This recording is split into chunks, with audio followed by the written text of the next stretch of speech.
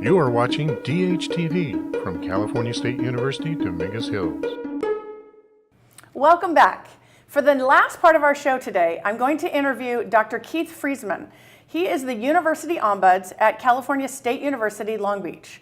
And I have him here in the studio for us to learn more about the Office of the Ombuds. Welcome to the show. Well, thank you, Pamela. Thank you for inviting me for today's program. Yeah, well, you're welcome. It's our pleasure. We want to learn from you and about this important role that you have. All right. So I want to start by asking you about your education and your background. Tell us a little bit about yourself before we get into the role that you play. Well, my background, I started off with a bachelor's degree in physical education, and I had a minor in biology, and I ended up getting a teaching credential. But that wasn't my ultimate goal. My ultimate goal was to become a certified athletic trainer and to work in a university college program or maybe in professional. And so my alternative for that was that I needed to go for a master's degree, and I did that, and I got that in the area of physical education. And I ended up coming to Cal State University Long Beach then as a lecturer in athletic training. Okay. And that led to a tenure track position there, and that eventually led to me completing my doctorate at USC in the area of higher education and leadership, and then served as a tenured faculty for a period of time at Long Beach, and then eventually became the Ombuds. Okay. Yeah. And so it sounds like you've been studying people and how they move and react the whole way through. I have. Just hearing that story. But in different types of capacities there. Not totally in the behavioral side of it, but in functionality side, and that's what my discipline is. But I was program director from the day I arrived on campus for athletic training, so that meant I dealt with student behaviors, I dealt with faculty behaviors, and eventually I became quite involved with shared governance on campus. So I chaired a couple of university committees that the nature of themselves were controversial, like general education, its requirements and all the criteria that goes with it. And those committees were about 24 individuals, so we had to work together, and sometimes we were at odds, and then we were at odds with the university. And also then program review. I did each for over 10 years. And in program review, we would have programs who would not submit self-studies and things, and so we had to work with that side of the conflict. So my behaviors in those kind of areas were observed, and I was able to establish some reputation that was very reputable in those areas, and that kind of led to me eventually becoming the Ombuds then. Now, I don't know if I've ever asked you this. Was the office vacated and then you filled it, or was that when Long Beach ultimately had that office? When they contacted me to see if I had an interest in the position, it was to be as interim, and they said there was a change occurring in the office. Sure. So overall, I am the third Ombuds for Cal State Long Beach. The first one was Elizabeth Novak, followed by Betsy Desick, and then myself. Okay. And I became permanent 2 years ago. Okay. So you became permanent, so that means they liked your work, it sounds like. Yes, they did. They did a national search, and eventually I was offered the position. That's nice. So tell us, and the viewing audience ranges from people who understand this area and people who've never heard anything about it. Okay. So what does an Ombuds do?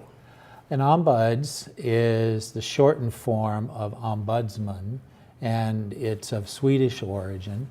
And the term means someone who looks for or protects for a fair and equitable position or outcome of a particular setting. It usually means they're kind of in the neutral, but it depends on the type of Ombuds you are. So then that begs me the question, what type of Ombuds are you then? I consider myself an organizational Ombuds as opposed to a classical Ombuds role. And with an organizational Ombuds, it usually means that I serve a defined population Okay. And the purpose of my role in that population is fairness, Okay. as opposed to the classical ombuds, which is more involved directly like in civil mediation, the court mediations that take place, or in other forms of mediations, or they may represent a particular population and advocate for that population. Okay. So like you may have Right. like a hospital ombuds where they're there to advocate for the patient. Sure. Or you might be a union ombuds where you advocate for that particular union's outcomes. Yeah. Yeah. So that one thing that I'm hearing is that distinction plays with the neutrality notion, meaning that sometimes you're advocating and then sometimes you maybe are more neutral in that role. Well, I advocate that I am neutral. Yeah. Neutral, impartial. Yeah. Yeah, because I function according to the ethical principles of the International Ombuds Association. So but as an organizational ombuds, I look for fairness because I don't advocate directly for my visitor or advocate directly for the university. Okay. I make sure both parties are playing fair in the process that is going on. So sometimes I have to say to the patient, we do a reality check with the participant or visitor, or we do a reality check with the university, and we say, okay, what is fair about this? We have to Okay. kind of fix things so that it's fair on both parties' part. So reality check entails asking hard questions? Or? Absolutely. Okay. So, because many times when a visitor comes in, they do have a particular outcome they would like. And after I get the story and an understanding of everything that they are there to express, I'll ask them the question in the very end, what do you think I can do for you? Or what do you expect the outcome for this to be? And then they'll express that. And I'll say to them, okay, so depending what they have expressed, I may say to them, well, let's do a reality check of what is the reality of you being able to achieve this particular outcome. Right. And then we'll have to talk about the hard facts of it. Okay. But my role also as an ombuds is to provide alternate choices, options, that they may not have been aware of that may help them move in a different direction Sure. or achieve an outcome that they had desired when they came to the office. So you might bring that unique perspective to the meeting or idea generation Correct. or whatever it does to make the situation become fair. Absolutely. Okay. Yeah, because sometimes, where I am on campus, we might have old policies that don't reflect the reality of practice now. Okay. And it's creating problems within a particular department. So I will move that policy forward and cause an organizational change to take place through the various campus processes Right. with that. And so it may have been a visitor that brought that to the forefront and say, hey, we have to readdress this.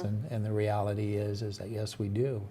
So that's it's interesting. So obsolete. you balance change and fairness, Yes, I do. which I think might be hard to do at times. Well, Because sometimes people don't like to change, I've learned. my services that I provide are all voluntary. Everything we discuss is confidential. It's non-binding.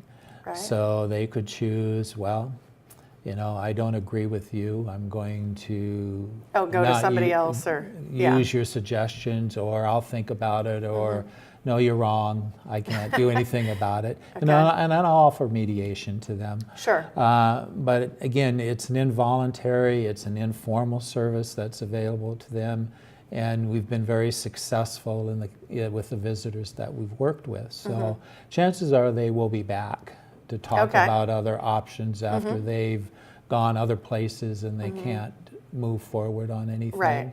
And sometimes individuals need a little bit of time to think about Yeah. things. Yeah. And then once they've thought about it for a few days, some for a few weeks, they'll be back Yeah. with, okay, I like what you said. How do we move forward Okay. with doing that? So it might take some time to Yep, enact that thinking or absolutely. perspective, right? Correct. But like I said, my suggestions are not binding. Whatever decisions they make is their decisions that they make, but they may not have enough information to help them guide them along the area. So I can give you an example if you'd sure. like an example. Yeah. So I had a visitor. I call everybody a visitor when they come to my Yeah. office because Okay. I serve a huge campus community. I serve students, I serve faculty, administrators, alumni, emeriti, and community if they have an issue with that. So I call them all visitors. So I had a visitor come in. The student was in their final semester of graduation and did not pass a particular course they were enrolled, which was required for the major. And they were all upset. They wanted to do a grade appeal and everything else with it. And a grade appeal wasn't the reality of it based upon this, what the student provided me. So we talked about choices, and the campus has a repeat option available to the students, and the student wasn't even aware that choice existed. So instead of graduating in May, the student moved their date of graduation to August, enrolled in the course during summer, was very successful, and finished then their degree in August. So if they hadn't done that outcome, they were going to grade appeal and push something to fall, but we were able to assist with them to stay on track. So then your idea generation, right, is combined with, it's like an educational arm on some. I would think some of your job is to educate visitors on options they may not know about. That is correct. Yeah. And that happens a lot of different ways too. It can happen for students, it can happen for faculty, it can happen for administrators, on using my office as a place to reflect. And I've been on campus 40 years, okay. So you know how a couple of things work. Yes, and so I understand policy, I understand how the campus works, and how these processes can all combine together to be successful for all individuals on all sides of it. So that, to me, that's one of the important parts of my job, is that I understand the campus. Yeah, you seem uniquely qualified in that way, actually. Yeah. Because of the population that you described a moment ago, I would think you would call upon lots of your history to have context for the situations that you're handling. And the contacts are important too, because it's important that I have a relationship with other individuals on campus that I can pick up the phone call and say to them, hey, I need your help with this. How are we handling these now? Okay, can you take a look at this problem that I'm having? If it's a student problem, it'd be enrollment services. And they'll get back to me, here's what the history shows, or here's what the problem is. And then we can discuss that with the student and figure out, okay, here's the solutions to this. Right. Yeah. So when I'm thinking about your office, I'm thinking you have to have a lot of skills to do your job well. What would you say are a couple of the most important skills? Listening is probably the most important one. Okay. And listening carefully. And as you're listening, pay attention not only to the verbal communication, but the nonverbal communication that is going on. Because sometimes why they're there is not why they're talking to you. There's usually an underlying problem that they might cover up with this other issue that they have. And it's to be peaceful, it's to be calm. It doesn't mean the visitor is. The ombuds has to be calm that way, because you have to de-escalate the situations that are there, and they have to feel comfortable with that. So listening is incredibly important to that. And as you're listening, you're putting themes together as to what you're understanding they're telling you, and you're acknowledging them and helping them move forward with the issue that they have. But you're also building trust, and you're building empathy for the situation that they found themselves in at that point. And with those skills, then you start to become pretty effective in what you do. Do people just need to vent? I mean, do you find that to be a key function? I wouldn't call it a key function, but sometimes people need a place to vent. And I just was thinking about that when you talked about listening and the empathy, and I thought, well, sometimes our office is the last stop for individuals on campus. They've been bounced around from one place to another, and eventually they maybe end up in the president's office, and the president's office will say, Keith, will you please listen to this person to see if you can help them? And I will do that. So, but sometimes, like you said, they need a place to vent because they want somebody to hear on campus that this is my problem I had with you guys. I want you to know I had a problem. And they come in many forms. I believe that. Many states of language. And I want to think the faculty are the best behaved, right? Sometimes. I can't get I'll you to leave that commit to hang that? there like that, okay? Okay. All right. And but the role is that sometimes they'll come in with a letter they've written, and they'll read the letter to me, and then we'll talk about the letter, and then they'll say, "Okay, I'm happy now. I've had an opportunity to voice my concern that I have, and you've listened to me, so I'm moving on." And I'll say, "Do you want me to do anything about this?" And they'll say, "No, I'm happy. Someone listened to me." Okay. So, I mean, they'll even bring in laptops and they'll have letters already typed out, or they're so angry when they come in, they have a lot of language we talk about first with that, and then they have pretty demonstrable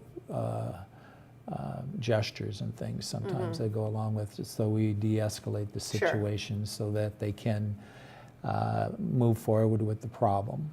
Yeah. Now, I've seen you in the office, and you don't wear a suit in the office, I've noticed. So today you were nice enough to dress up because we're in the studio, but tell us about dress and your thoughts on not wearing a suit in the office. I think it kind of depends on the environment you're with. If I was more in a corporate setting all the time, I would probably dress more like this.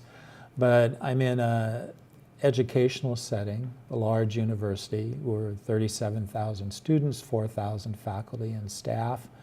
And I work, as I said previously, with students, faculty, staff, administrators, and the majority of the individuals I see, I need them to feel comfortable with me when they come into the office. Sure. Not only is it through my demeanor, but it's through my dress. And if I wore a suit every day, they would view that as managerial, a leader, administrator. Or you're on the side of the university or the side of the president so or whoever, right? Correct. So I usually dress much more casual, you know, either a Hawaiian print shirt or a casual shirt, so that all individuals that I work with is comfortable. Yeah, that makes some sense, right? Yeah. Make them feel comfortable. So when we think about your role as ombuds, tell us what is most thrilling or exciting. Tell us what's the hardest. The most thrilling part is that is the outcomes from the visits. Not all are achieved that the visitor wants. Many of them are policy oriented. So those are probably the easier ones to figure out, because you lay the policy there, you match up the different components of it. One area of my office that I haven't mentioned is trends and issues of the campus. Okay. Sometimes you have all these small pots boiling. It might be in the same division. It might be just all over campus. Right. And that's one of my roles as the ombuds, is to have an overall sense of the culture and ethnicity on campus, and identify any issues that are kind of out there simmering a little bit. Okay. Because I report directly to our campus president. Right. And So sometimes my office may be the one that recognizes a particular trend going on Okay. that no one else has recognized, or maybe even that a division hasn't recognized. You know, I may have a number of people come from one department to complain about the same issue there, but they've all come independently. Okay. So nobody but I will know that we have Yeah. this issue coming up in this particular department. But someone does, at least. We have that, right? Right, and then I have a role to have a discussion with the appropriate person saying, hey, I have a trends and issues that is coming up. I don't know if you're aware of it. I want to put it on your radar. You know, I can't share with you who or what or why, but you need to be on the radar that you do have an issue that is coming here. That keeps replaying itself. Keeps resurfacing. Yeah, interesting. You know, and it's starting to have an effect on job performance and morale, and those are two things you don't want to have happen. Right, and within an that's on the organization. employment side. So Yeah. on the student side, you have the same thing, right? Right, but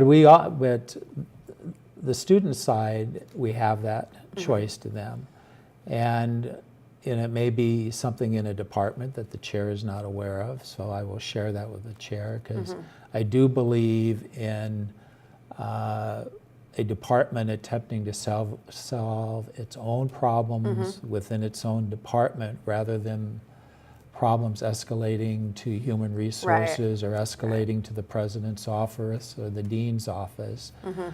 Because sometimes I'm asked the question, have you talked to the chair about this? Yeah, You know? yeah. And there are some issues that can be handled very appropriately there. Other issues require a higher level of discussions Right. on resolution. Sure. So, Okay. So sometimes you handle conflicts that are faculty-student. And I would classify that as like an example of a high-power, low-power individual. I'm not saying I want that to be the case. It's just by position, it would seem unequal. How do you equalize it? How do you handle it? What are your comments about that type of interaction? the way I established my practice usually it will be, well, I'll restate that.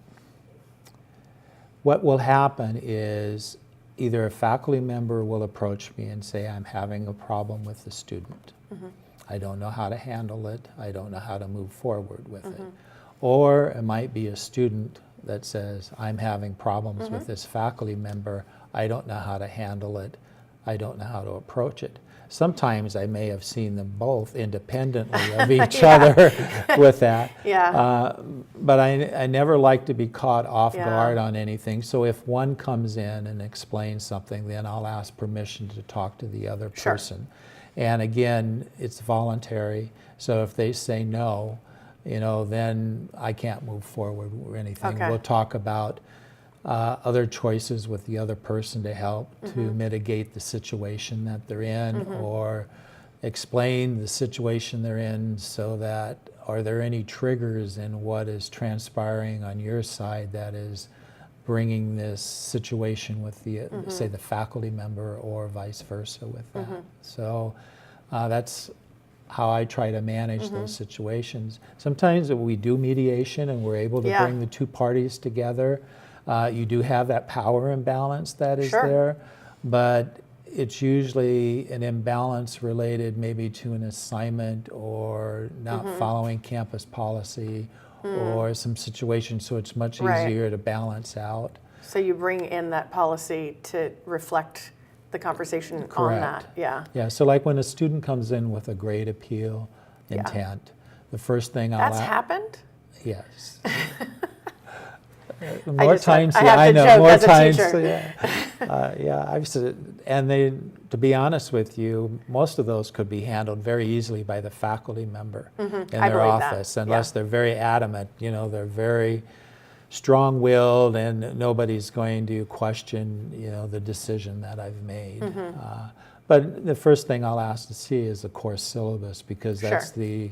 the contract between the student and the faculty member about the course outcomes and Right. how it's going to be delivered, and whether or not that complies with university policy, and then we can look at things. Sometimes great appeal wishes are not the reality Yeah. of what you're facing. Yeah. I mean, you can't say have an 82% in a class and feel that you should have a grade of 90%, which would put you in the A. Right. You know, so campus policy helps lay those things Right. out. So we talk about the reality of the probability of it. I never say they can't, because Right. it is their choice if Yeah. they want to, but the campus has processes and places and levels they can proceed through. Sure. Yeah. Yeah, that's probably an interesting set of appeals you get in the grade area, I would think. It is. And one that strikes me would be athletes who become ineligible. So would that be something you would deal with, or would it be the athletic area?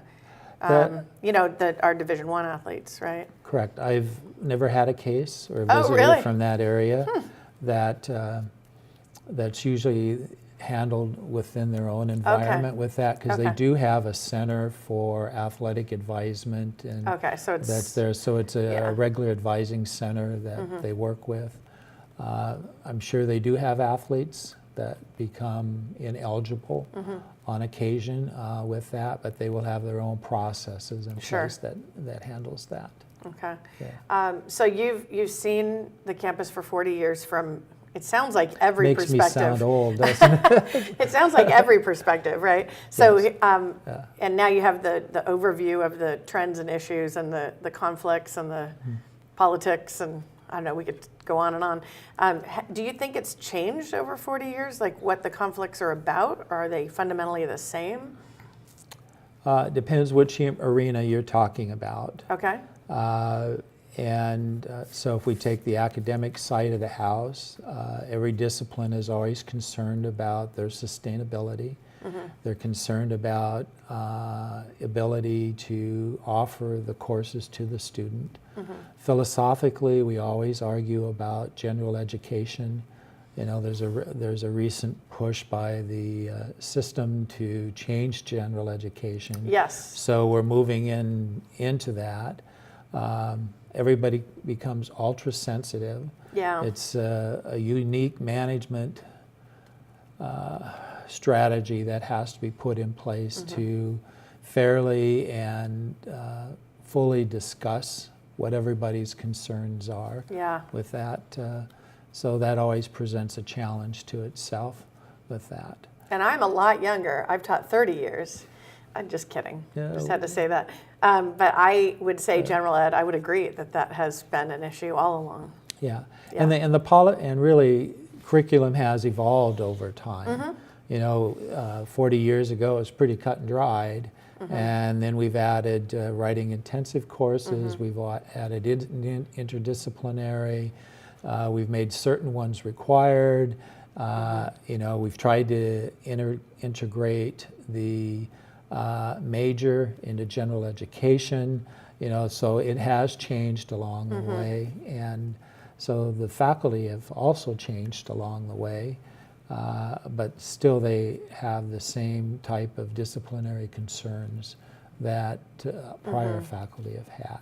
And then what about students? Do you think student issues are the same? No, they're different. They're different? Okay. They're different. As my role, I attend our Associated Students Senate Okay. in order to stay in tune with the issues and that the students are identifying that are important to them. And sometimes they are quite different from campus and quite different from faculty.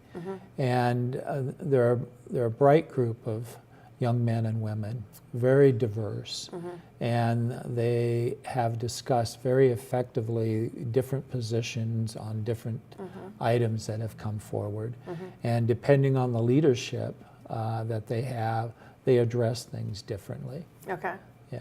So some of it may be very controversial, some of it may not, but is a very passionate direction for them to follow. And they do that all through resolutions and so forth. So I can get a sense by going to these Senate Yeah. meetings and Yeah. listening to them as to how they feel about different things that are taking place and what position are they going to take on this. And like I said, each Senate is a little different, but they're student focused. Okay. Yeah. So you talked earlier about doing program review, or I think that's what you called it. Correct. We do in the current class that I'm teaching, we talk about program evaluation somewhat. My question to you is, how do you know when your office is effective? Like, how do you measure it? How do you determine that? The Ombuds office? Yeah. I track. Okay. Because we're an informal, the records we maintain are different, but we measure by the standards of the International Ombuds Association based on the cases, and I label every case as either resolved or unresolved or referred, because I do see cases that are inappropriate for our office. Okay, and I have to refer them to other places. I'll kind of answer this in two parts for you, because we're a confidential office. Yeah. So the actual component of program evaluation is needed to determine the effectiveness of the office, but a lot of individuals will not participate because they don't want to be identified, and we're not asking for any kind of identification. We're just asking for them to go back. So I measure according to the successfulness of the outcome, whether we were to do that. We are looking at putting together either a link that's they can go to that's anonymous, that they can comment on that. I've seen print ones that I've taken a look at that you can mail out to them, but then again, they're being identified, and that's an issue for them. And then having it returned is another issue. Yeah. It is. So some of them call us and say, "Hey, thank you for the great job. I appreciate what you're doing. The university can't be without you." So we do receive verbal feedback on those types of issues, and I receive a lot of informal feedback from the individuals that our office has worked with, or from my supervisor, that you're doing a good job, you're handling things well. So we're pleased with the outcome. So that's an interesting dilemma, to track something confidential in order to justify effectiveness. Yes, it is. It's like a curious puzzle there. It is very curious, and that's why we use the categories that the International Ombuds Association has established, so that we can do a comparison of our data to their standards with that, and then that's consistent then with other programs we begin to take a look at. Yeah, and that's something I think about program evaluation. If you can get systematic practices in place, you have a better shot at making comparisons and structuring the responses in a way that they become meaningful, as opposed to just saying, we have kind of like this and that feedback. But that sounds like very systematic, even if it isn't perfect, it at least gives you the structure. It's not perfect, and we're trying to move to the next level, because I've done some comparison to other CSUs that have ombuds. And some of them use a print form, or they give them a form when they leave. Others say, here's a link on our website, will you go and do this? So we're still playing around a little bit with what is going to be the best way for us to maintain the confidentiality that's expected of us, but yet still receive good feedback from our visitors. I find that dilemma, I think we share the same dilemma when I'm doing court mediations. I have people that don't get what they want. I mean, we try, but they don't get necessarily what they came in for. And then we hand them a "how satisfied are you" survey, and then they maybe give me a little bit of my services as well as how mad they are about the outcome, which isn't what I'm asking them about. I'm asking them about my services as a mediator, and I would think you would share that same issue potentially. We do, but I find that dilemma in other places too. To use a medical model for you, you have patients who are happy with medical services they receive, and chances of them you giving them a form and they filling it out and saying they're happy, they don't do that. Yeah. Those who have a complaint or are unhappy about the services, they Right. feel chances are they're going to fill it out and turn it in. So you get an imbalance that Yeah. comes between it. So finding the appropriate methodology that's going to measure that is a whole different ballgame. Yeah, that's Yeah. a very interesting dilemma. Yeah. And it's sort of like, I would wonder if there would be known percentages of how much, you're going to get 20% more complaints because of not getting the outcome you wanted or something like that. I would think there would be those numbers somewhere out there. I don't know if we'd ever find them, but Yeah, I'd have to look for them. Yeah. If there is anything out there that talks about, that evaluative component in those terms. Yeah. now, do you publish a report, like a program evaluation report each year that you give to the president or someone? I share that with the president, the results that are out there. Sure. We are moving to a different data collection system at this point to make it easier to generate those reports and things and start to make them more campus available. Okay. Yeah. I just was curious because I think it would be also tricky there too, because here's this, but you can't know about it, but you can know that it happened, or. But that's why we I mean- use the International Ombuds Yeah. Association's categories, so it's consistent with them, and Right. it actually has a very detailed breakdown as what we can find in that particular. So that's helpful, category. yeah. So that organization is known for being sort of the organization, That's correct. is what I've learned. Is that where did you do training with them? I did. Well, my training for this position has been a lot of my experiences being program director and department chair and chairing those different committees, but I also completed mediation and training through the Los Angeles Bar Association, and I also took instruction through the International Ombuds Association to make sure that I was within the same standards Sure. of practice there. Because they have like an ombuds level 1 and 2 and these Correct. different things. Would you recommend that to someone who's interested in this career?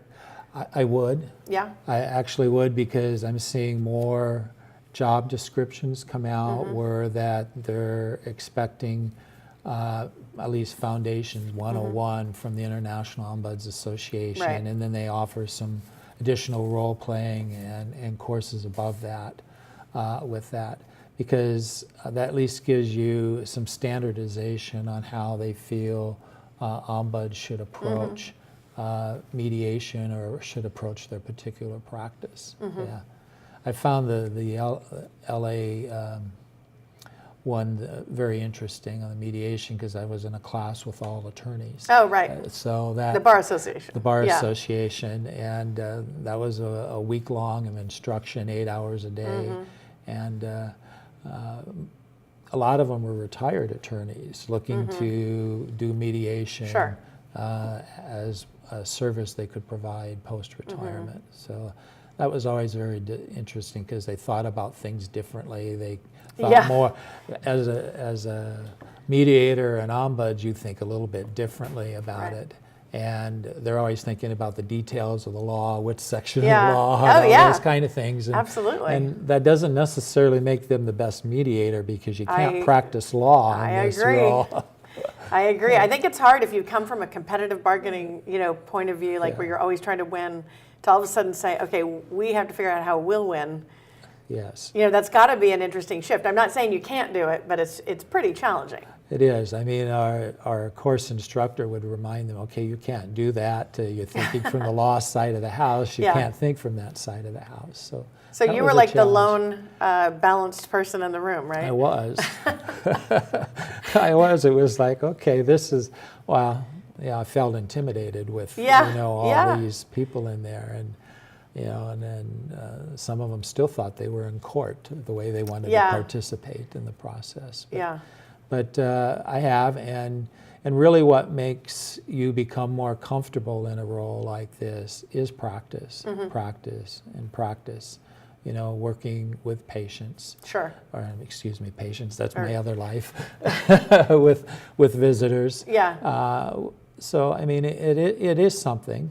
When I first started my career, I would have never thought that this is what I would be doing Yeah. at this point of my career. But it has provided me with a different challenge. I feel that I'm good at what I do with that. But if I didn't have some additional characteristics that went along with this, I don't know if I would find it successful or not, because you have to have trust. So I have that. Yeah, I've built that. I've built my integrity. Right. So you People had know me. reputation, sure. Yeah, and so that has made my transition in this role very effective, to be able to work with campus counterparts in resolving different kinds of issues that come up and being able to resolve them quickly. And then, but recognize where the limit of my skills are at, that where it has to be transitioned to a different part of the campus to effectively deal with what the real issue is behind the You're like the scenes. officer of reality. You're like, wait, let's have reality enter this picture, right? I deal with reality every day. Very much so.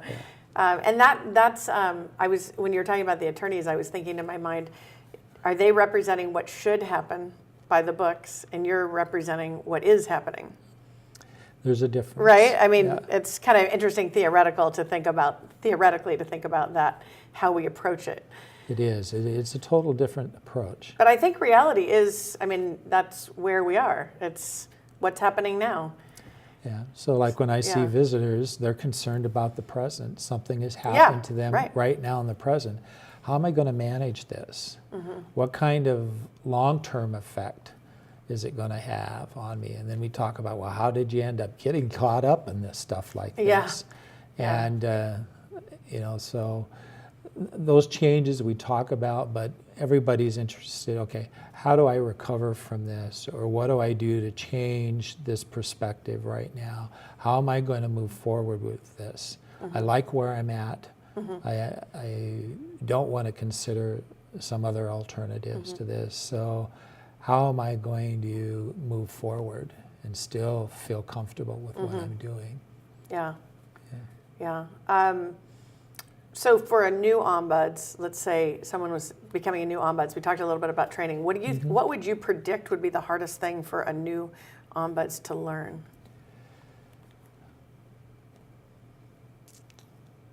Your clientele, because it depends on the type of ombuds you are, Sure.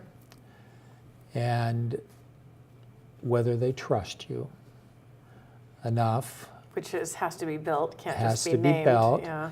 So there has to be a few that have come out to visit you, and they're happy with the outcome, and they go back at their environment, and they say, "Hey, the ombud's a good person. You can go talk to them." Yeah. Okay. One of the things I did when I came into this role is I did a lot of outreach across where I was, so that everybody would know I'm in this role now. This is what I do. I have these services available to you. And my visitors coordinator and I went out. So we met with deans, we met with department chairs, we met with vice presidents to make sure key players across the way could be aware that we provided these services. Right. Because sometimes issues reach a level where they can't be managed there, but they could be referred to my office. Which they and would probably managed, hear as good news. which I would hope they would hear. No, as but good I'm news, thinking yeah. if you have a problem Yeah. that's hard to solve and you have all these other things you're trying to do, I would think it would be wonderful to hear about someone who's going to specialize in helping. It would be, because mean- then you're making sure whoever the person is getting the right kind of help that goes along with it. Yeah. So, because sometimes when students or any other individuals come about, I have mentioned previously that sometimes they get the contacted office and they get referred to another office, to Oh, another right. office. We're the last stop. We're going to make sure Yeah. you get the right place, or we're going to help you get through this. And again, we're going to be realistic about what the need is at that particular point in time. And we get a lot of diverse calls about different things. From, Especially being so large. There's so much out there. and parents are concerned too. That's an about interesting student- one. What do you do with them? Because you're dealing with adults, right? So, We're dealing with adults, so we have to keep in mind about FERPA. yeah. And you remind the parents of that very carefully. Yeah. And we remind them, well, if you're concerned about this, you can send your child to see us and we'll talk to them about it with that. Sometimes they just call with general questions. You guys have a fashion and merchandising program or not? Oh, really? Yes. Yes, we do, and this is who you see in family and consumer sciences. Or does the university provide medical insurance for your student? You're like the other information switchboard. Yeah, well, sometimes they get sent to us because nobody can answer the question elsewhere. So that's okay. That's kind of interesting. Both my visitors coordinator and I have been here a little while, so we're quite familiar with the campus and where things can be found and who contacts have to be. Yeah, that's kind of interesting. I think as a faculty member, I would say parents contact me every 5 years, once maybe, to which I say, thank you so much, but no, we can't have, we're not in a relationship. Right. I am formally with your child, who's an adult, and Yeah, and they don't understand the FERPA right. that goes along with it, and so we explain that, and your child has avoided telling you. Yeah, and there's all these things that you don't know, which we can't tell you, but right. yeah, that's interesting. But it's been a very interesting and fulfilling experience for me so far. I'm glad I made the decision to move to this role. Yeah, it's a pretty interesting change, given the progression you talked about. Now you're sort of the peacekeeper. Yes. Where you are. Try to be the peacekeeper. Try to be, yeah. Like I said, some people don't want to participate, and so their situation kind of moves on in a negative manner rather than trying to refocus things positively. Yeah. So one last question for you. Sure. Tips you would give someone who wants to become an ombuds? Just any ways to think, steps to take? Well, it's a very interesting field. There are now certificate programs they can complete. There are majors in conflict resolution. There's post baccalaureate degree programs which you can pursue a master's or a PhD in conflict resolution. I would just say keep in mind every day is a day of conflict. So if you're looking for something peaceful, okay, you may not get that. Right. Because you're working in an environment where somebody has a concern, usually a negative concern. They have an issue that's usually negative. They're there to complain. They're there to whine about something. And depending on the number of visitors you see per day, they can be overwhelming. Sure. And what kind of impact will that have on your personality and on the way you feel that particular day? So this is something you're going to do every day, every day. Can you refresh each day and come back with it? Yeah. And it helps knowing the work environment that you're in. Sure. So getting some training helps give you the confidence with that. And if you can get some experience in with that, that works. That's why you have I did the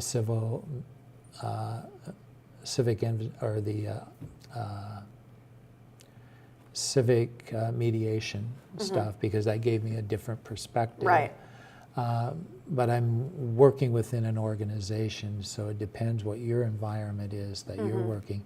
because you said you do court. Right. You do the civil type of work, so it does make a difference. Yeah. For you. Yeah. Do I take things home with me?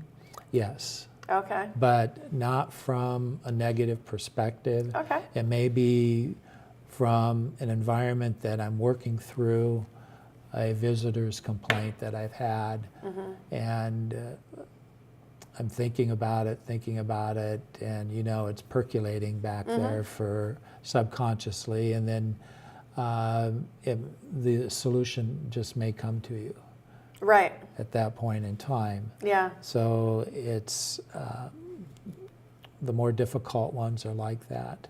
I hear a degree of patience through this interview that has to be exercised, it seems like. You have to be patient. Yeah, whether You it's have for the solution or for the person to tell their story or... Well, that's what they always say about Yeah. me, is that I'm patient. Yeah. And I'm calm. Yeah. That's a word they use to describe me. Right. And I think you have to be. You Sure. can't be high-strung.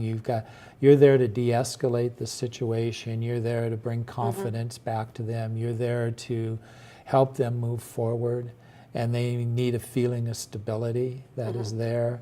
If you take some of the conflict resolution courses, you're gonna learn that you reframe comments back more positively.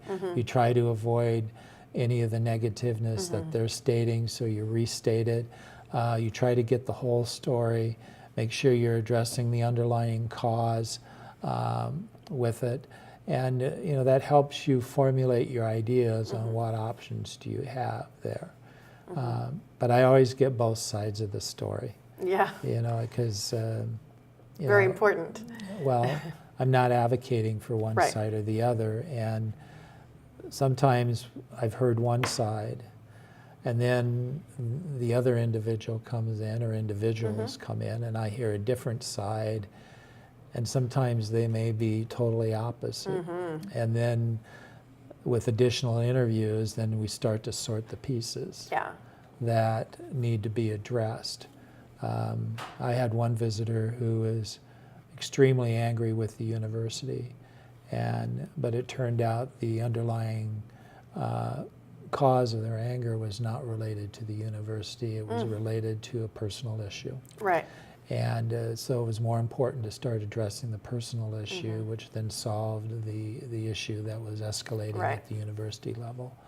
So sometimes when we do the reality check, Yeah. they go, oh, yeah, Reality check, detective, patient, peacemaker, absolutely. many hats. Thank you so much for being here for the interview. We really appreciate Well, you coming out. Thank you for inviting me. I appreciate My being pleasure. here very much. Yep. So I think we've learned a lot, and have a great day. Okay, you too. Thank you. And we'll see you around. All right. All right, bye-bye.